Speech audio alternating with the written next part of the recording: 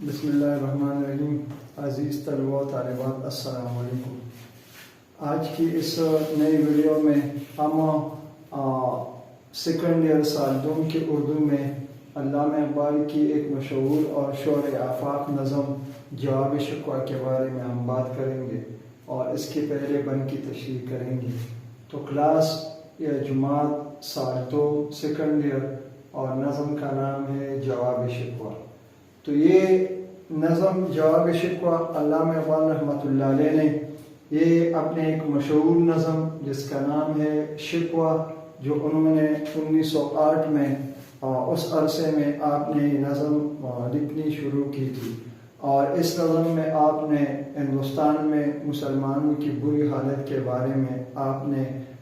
اس کا ذکر کیا ہے کہ اس وقت ہندوستان میں مسلمان یہ شکست خوردہ، بے بس اور کمزور تھے، اور سارے ہندوستان پر انگریزوں کی حکومت تھی۔ تو مسلمان اپنے سستی اور کاہلی کی وجہ سے اور دینی تعلیمات سے دوری کی وجہ سے وہ ہندوستان میں انگریزوں کے ہاتھوں انہوں نے شکست کھائی تھی۔ تو علامہ اقبال رحمۃ اللہ علیہ نے نظم شکوہ 1908 کے عرصے میں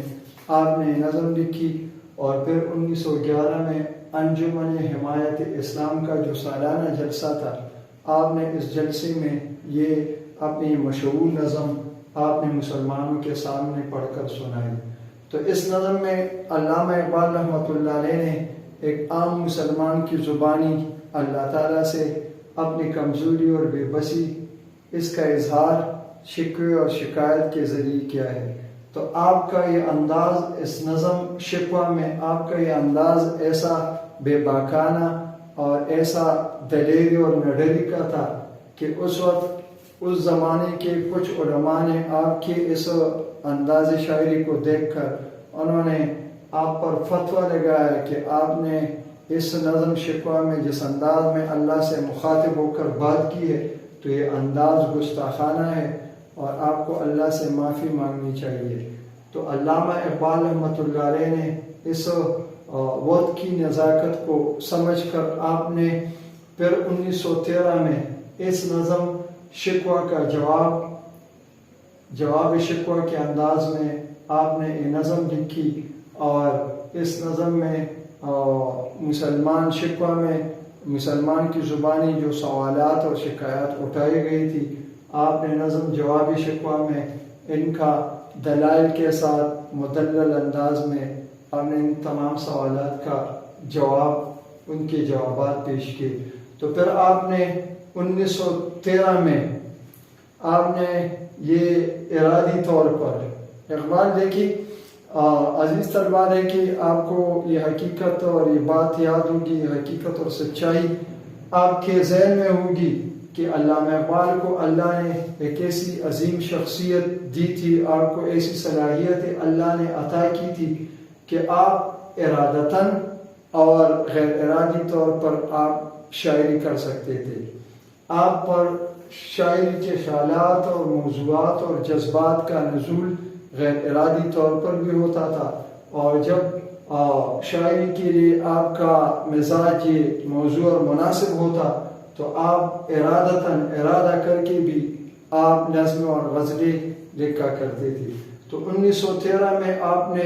اس نظم شکوہ کا جوابی نظم جواب شکوہ کے نام سے آپ نے 1913 میں لکھی، اور پھر انجمن حمایت اسلام کا جو سالانہ جلسہ لاہور میں تھا،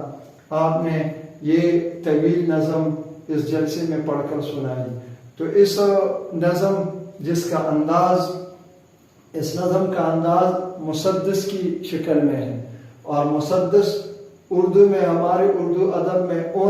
اس نظم کو کہتے ہیں جس کے ہر بند میں 6 مصرے ہوتے ہیں۔ مسدس وہ نظم کہلاتی ہے جس کے ہر بند میں 6 مصرے ہوتے ہیں۔ تو علامہ اقبال رحمۃ اللہ علیہ کی طویل نظم آپ کے کلیات اقبال میں یہ موجود ہے، اور اس میں آپ کے اس طویل نظم میں کل 26 بند شامل ہے، لیکن یہ سیکنڈ ایئر کے طلباء کے لیے سیکنڈ ایئر کی سال دوم کی اردو لازمی کی کتاب میں اس کے تقریباً 12 یہ بند شامل کیے گئے ہیں۔ تو یہ جو انداز ہے شاعری کا، یہ آپ نے ایک بہترین انداز میں، ایک فطری انداز میں آپ نے مسلمانوں کی حالت زار بیان کی ہے۔ تو دیکھیں اگر اس نظم کا ہم مرکزی خیال پیش کر دیں تو علامہ اقبال رحمۃ اللہ علیہ اس نظم میں، نظم جواب شکوہ میں مسلمان سے مخاطب ہو کر اس کی زوال اور پستی کا، اس کا سبب اس کی دین سے دوری اور قرآن عظیم الشان کی تعلیمات اور آپ صلی اللہ علیہ وسلم کے احادیث پر عمل نہ کرنے کی وجہ سے آپ کی شکست، بے بسی، کمزوری اور ناکامی کو اس کا سبب قرار دیا ہے کہ مسلمان یہ اللہ تعالیٰ کے احکامات، اس کے پاک کلام اور آپ کے پاک پیغمبر کی مبارک زندگی سے مسلمان اس زمانے میں دور تھے اور اس پر عمل نہیں کرتے تھے، جس کی وجہ سے وہ ہندوستان میں انگریزوں کے ہاتھوں یہ شکست کا شکار ہو گئے تھے اور مایوسی اور نا امیدی کی زندگی گزار رہے تھے۔ پھر اس نظم جواب شکوہ کے آخر میں یہ علامہ اقبال رحمۃ اللہ علیہ نے مسلمان قوم کو یہ امید بھی دلائی ہے کہ آج بھی اگر مسلمان اللہ تعالیٰ کی پاک اور عظیم کلام پر، آپ صلی اللہ علیہ وسلم کے احادیث مبارک اور آپ کی مبارک زندگی پر عمل کرے تو آج بھی وہ مواقع موجود ہے کہ مسلمان پھر سے وہ دنیا میں شان و شوکت اور عظمت حاصل کر سکتے ہیں، لیکن اس کے لیے شرط یہ ہے کہ مسلمان یہ نا امیدی اور مایوسی کی حالت سے باہر آ کر اپنی بیکاری اور کامچوری چھوڑ دے اور اللہ پر بھروسہ کر کے قرآن پاک کی تعلیمات اور آپ صلی اللہ علیہ وسلم کے مبارک زندگی پر عمل کرے تو پھر سے دنیا میں طاقت حاصل کر سکتے ہیں۔ جس طرح علامہ اقبال رحمۃ اللہ علیہ کا ایک خوبصورت شعر ہے کہ سبق پھر پڑھ صداقت کا، عدالت کا، شجاعت کا، لیا جائے گا تجھ سے کام دنیا کی امامت کا۔ پھر اقبال ایک جگہ کہتے ہیں کہ بھئی ہمارے جو آبا و اجداد، انہوں نے دنیا میں ماضی میں انہوں نے جو عروج اور شان و شوکت کی زندگی گزاری اور جو ساری دنیا کے لیے امام اور رہنما تھے، تو ان کی عظمت اور ان کی عروج کے اسباب کیا تھے؟ تو ان کی عروج اور ان کی عظمت اور شہرت اور نیک نامی کی اسباب اور دین سے قربت اور آپ صلی اللہ علیہ وسلم، اللہ اور اس کے پیغمبر سے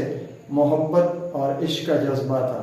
کہ وہ اللہ تعالیٰ کے پاک کلام اور آپ صلی اللہ علیہ وسلم کے نقش قدم پر چلتے تھے، تو اللہ نے ان کو ساری دنیا میں عظمت اور شان و شوکت عطا کی۔ تو آج بھی اگر مسلمان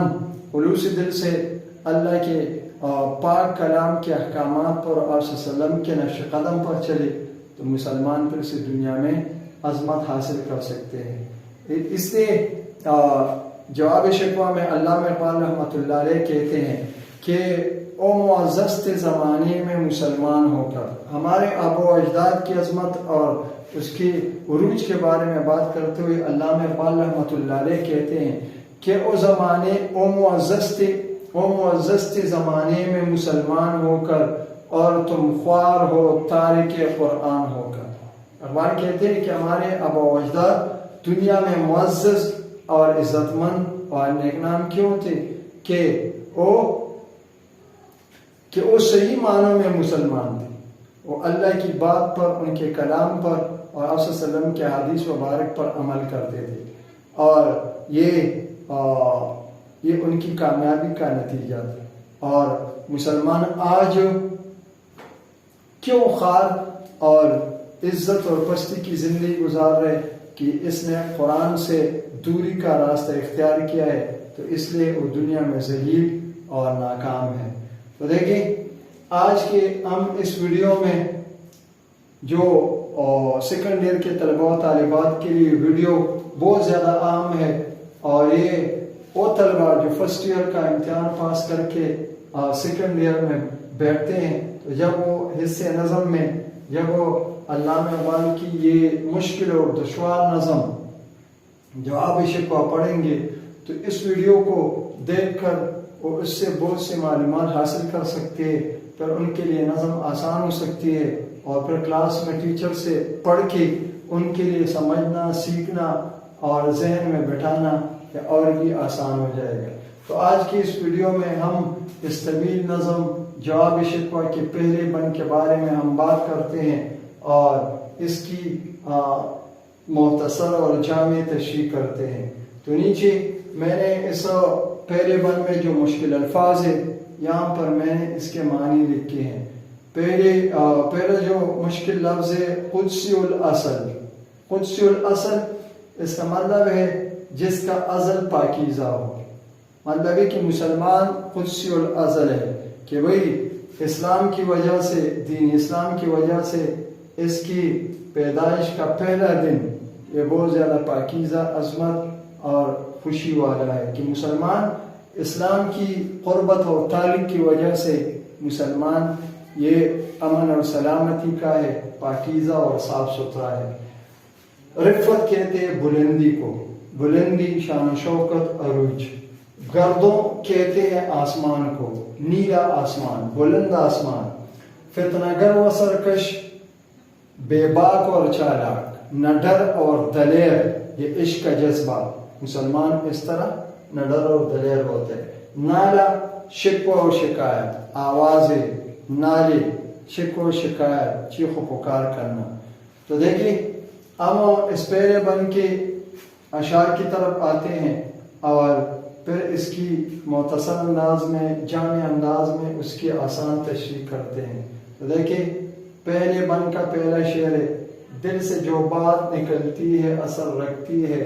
پر نہیں طاقت پرواز مگر رکھتی ہے۔ قدسی الاصل ہے، رفت پہ نظر رکھتی ہے، خاک سے اٹھتی ہے، گردوں پہ گزر رکھتی ہے۔ عشق تا فتنہ گر و سرکش و چالاک میرا، آسماں چیر گیا نالے بے باک میرا۔ تو یہ اس بند کے 6 مصرے ہیں کہ بھئی نظم کا انداز اور اس کی ساخت یہ مسدس کی ہے، جس کے ہر بند میں 6 مصرے ہوتے ہیں۔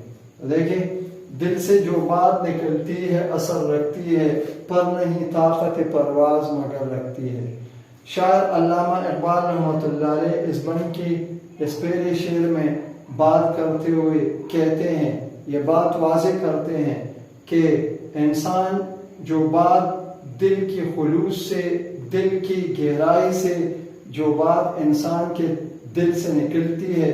تو اس میں خلوص اور سچائی شامل ہوتی ہے۔ تو یہ بات اثر، اس میں اثر ہوتا ہے، اس بات میں اثر ہوتا ہے، اور یہ بات جو بھی انسان یہ بات سنتا ہے، یعنی انسان جب اس کے سامنے مخاطب جو بھی انسان ہوتا ہے اس بات سے اس پہ اس کا اثر ہوتا ہے۔ پر نہیں طاقت پرواز مگر رکھتی ہے، انسان کے دل کے گہرائی اور خلوص دل سے جو بات خلوص اور سچائی سے نکلتی ہے تو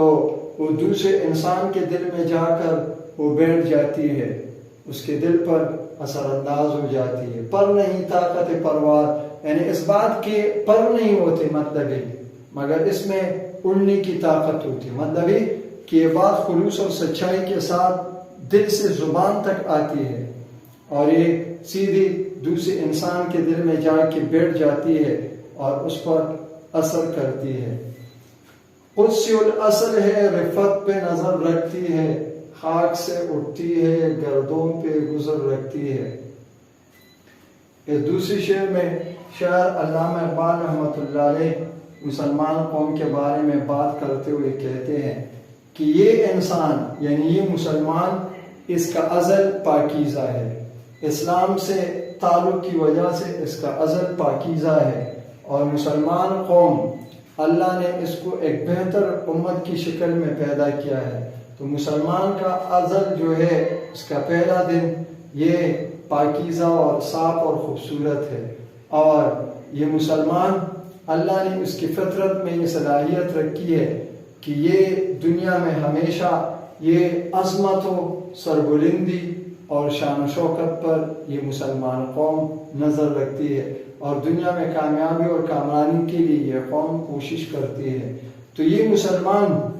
جو خاک سے بنا ہے، اللہ نے قرآن عظیم الشان میں کہ میں نے انسان کو یعنی مسلمان کو میں نے مٹی سے پیدا کیا ہے، تو جب مسلمان خاک سے بنا ہے، یہ زمین پہ زندگی گزارتا ہے، لیکن اسلام سے تعلق اور قربت کی وجہ سے یہ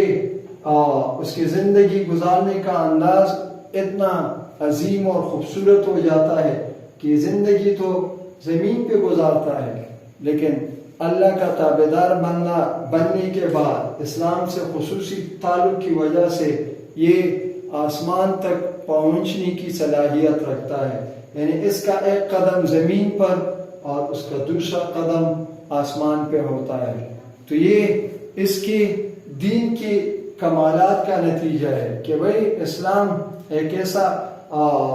دین ہے، یہ ایک ایسی اللہ نے اس کو ایک ایسی طاقت دی ہے، دینی فطرت ہے، اسلام دینی فطرت ہے، اور یہ مسلمان کی مزاج کے ساتھ یہ مناسبت رکھتا ہے۔ تو اسلام سے تعلق کی وجہ سے اور اس کے احکامات پر عمل کی وجہ سے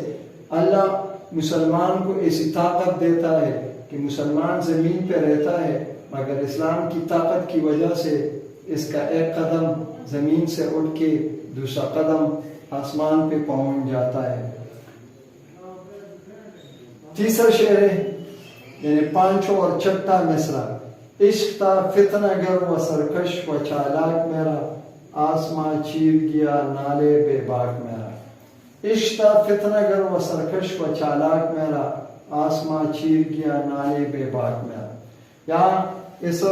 تیسرے شعر میں شاعر علامہ اقبال رحمۃ اللہ علیہ اس حقیقت کی طرف اشارہ کرتے ہوئے کہتا ہے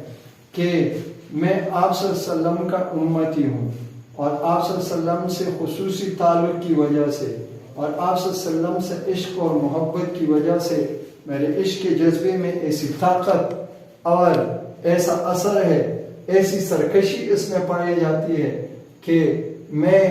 آپ صلی اللہ علیہ وسلم سے عشق اور محبت کی وجہ سے میرا مقام اور مرتبہ اتنا بلند ہو گیا ہے، میرے عشق میں ایسی تاثیر اور قوت پیدا ہو گئی ہے کہ میرے